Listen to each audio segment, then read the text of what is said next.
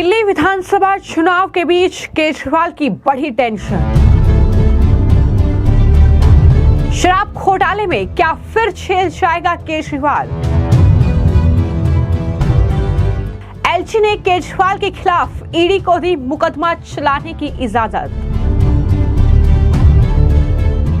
दिल्ली विधानसभा चुनाव के बीच केजरीवाल को तगड़ा झटका लगा है। केजरीवाल की मुश्किलें बढ़ने वाली हैं। दरअसल उपराज्यपाल वीके सक्सेना ने शराब घोटाले में आम आदमी पार्टी के राष्ट्रीय संयोजक अरविंद केजरीवाल के खिलाफ ईडी को मुकदमा चलाने की परमिशन दे दी है। तो ये बड़ी खबर है कि एक तरफ दिल्ली में विधानसभा चुनाव है और इस बीच अब एलजी का ये बड़ा फैसला, जहां पर उन्होंने ईडी को यह परमिशन दे दी है कि वो अरविंद केजरीवाल के खिलाफ केस चला सकते हैं। तो ईडी ने केजरीवाल पर 100 करोड़ रुपए की रिश्वत लेने और निजी संस्थाओं को अनुचित फायदा पहुंचाने का आरोप लगाया है। उन्होंने उपराज्यपाल वीके सक्सेना से परमिशन मांगी थी, जिसके बाद अब एलजी ने इस पूरे मामले में यह बड़ा फैसला ले लिया है। उन्होंने ईडी को परमिशन दे दी है कि वो केजरीवाल के खिलाफ केस चला सकते हैं। तो जाहिर तौर पर इस फैसले के बाद अब एक बार फिर से दिल्ली में सियासत खूब ज्यादा देखने को मिलेगी। आरोप प्रत्यारोप का दौर भी शुरू हो जाएगा।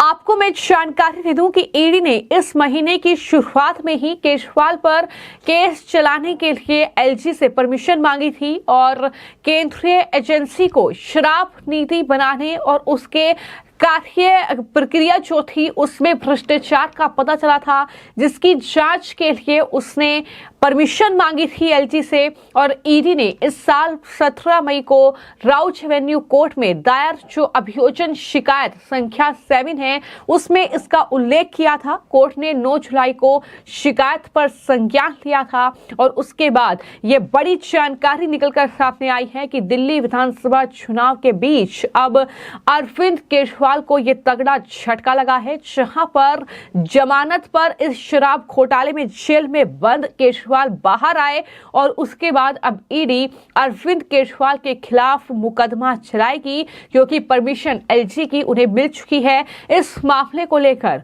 अभी आम आदमी पार्टी ने कोई प्रेस कॉन्फ्रेंस नहीं की है, लेकिन वहीं पर बीजेपी के सांसद हर्ष मल्होत्रा ने इस पूरे मामले पर प्रतिक्रिया दी है। उन्होंने कहा कि जिसने पाप किया है, जिसने धोखा किया है दिल्ली की जनता के साथ, उसके लिए कानून है और जो एलजी को सही लगेगा वो फैसला लेंगे। क्या कुछ उन्होंने कहा है, जरा सुनिए। जिसने जो पाप किया है, इल्लीगल काम किया है, दिल्ली की जनता के साथ धोखा किया है, भ्रष्टाचार किया है, चाहे वो मुख्यमंत्री हो, चाहे उप मुख्यमंत्री हो, चाहे इनके मंत्री हो, चाहे विधायक हो आम आदमी पार्टी के, कानून अपना काम करता है। हमारे देश में कानून का राज है और अगर एलजी साहब ने किसी विषय पर कोई बात कही है तो निश्चित तौर पर कुछ ना कुछ प्राइमा फेसाई बातें सामने आई होंगी, जिसके कारण से उन्होंने इंक्वायरी की बात या लीगल कार्रवाई की बात कही है। तो आपने बीजेपी के सांसद हर्ष मल्होत्रा को सुना। इसके अलावा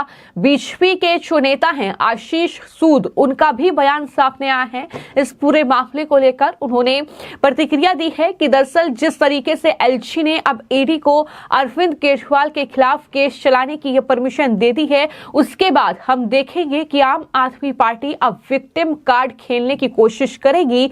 फिर से दरअसल वही चीजें दोहराई जाएंगी कि कोई गुनाह नहीं है, बीजेपी फंसा रही है। जब आरोप लगे तो इतने बड़े मुकदमे के बाद अब पीछे हट जाना चाहिए, यह भी आशीष सूद के जरिए कहा गया है। क्या कुछ उन्होंने कहा है और किस तरीके से अरविंद केजरीवाल और आम आदमी पार्टी पर हमला बोला है, जरा सुनिए। मैं एंटिसिपेट कर रहा हूं थोड़ी देर बाद बयान आएंगे कि एलजी हमें विक्टिमाइज कर रहे हैं, बीजेपी हार गई है, हार के डर के मारे केजरीवाल को वही पुराना एक कार्ड जो चलना अब दिल्ली में बंद हो गया है, जो विक्टिम कार्ड है उसको खेलने की कोशिश की जाएगी।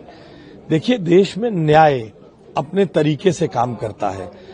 ईवीएम की तरह सिस्टम नहीं चल सकता कि जब आप जीत जाएं तो ईवीएम अच्छी है, जब आप हार जाएं तो ईवीएम खराब है। जब आपको बेल मिल जाए तो देश में न्याय जिंदा हो जाए, और जब न्याय अपनी प्रक्रिया से काम करे, आप गिरफ्तार हो, आपके ऊपर केस चले, तो आप न्यायपालिका की निंदा करें। अरविंद केजरीवाल को कोर्ट के ऑर्डर के अनुसार ये निर्णय हुआ था कि अरविंद केजरीवाल अब सीएम नहीं बन पाएंगे। वे बेकार की सर्कस कर रहे हैं।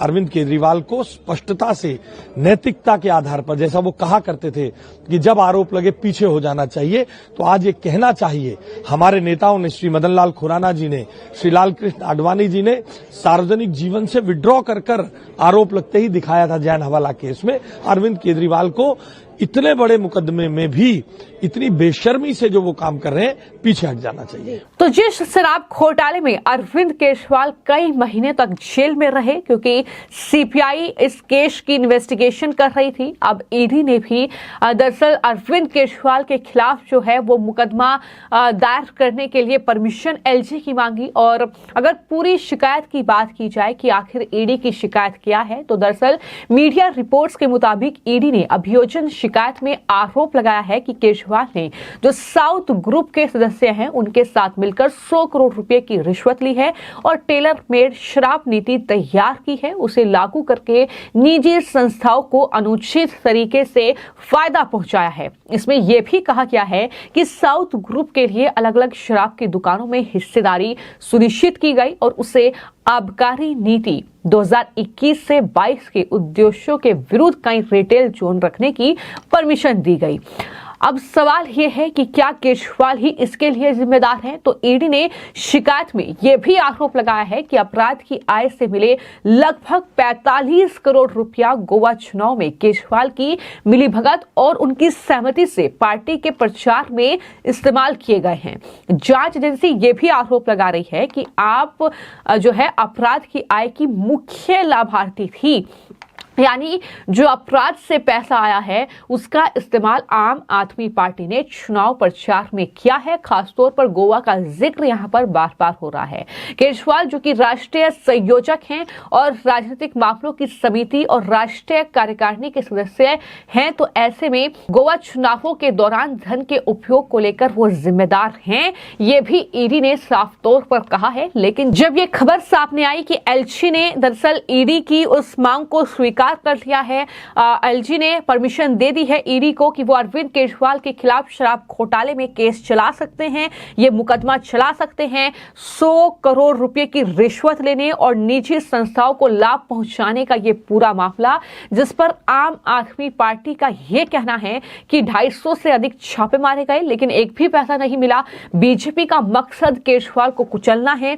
ये तमाम बातें आम आदमी पार्टी कर रही है, लेकिन देखना दिलचस्प होगा कि किस तरीके से अब इस पूरे मामले में ईडी छानबीन करती है और क्या चुनाव के बीच केजरीवाल एक बार फिर से जेल जाते हैं, क्योंकि कई महीने वो जेल में रहकर आए हैं, और किस तरीके से ये शराब घोटाला जो है वो केजरीवाल के लिए गले की फांस बन चुका है। इन चुनावों में भी बड़ा नुकसान कहीं ना कहीं केजरीवाल को इस शराब घोटाले के चलते हो सकता है। तो कुल मिलाकर कहीं ना कहीं अब दिल्ली की सियासत किस तरफ करवट लेगी। अब दिल्ली में चुनावी माहौल चल रहा है और उसमें ये जो एलजी का फैसला है ये क्या तड़का लगाएगा, ये कहीं ना कहीं अब देखने वाली बात होगी, और किस तरीके से आम आदमी पार्टी इसका जवाब देती है ये भी देखना होगा। फिलहाल आपकी इस पूरी खबर को लेकर क्या राय है और क्या आपको लगता है कि एलजी का ये फैसला दिल्ली के विधानसभा चुनावों में भारी आम आदमी पार्टी पर पड़ने वाला है?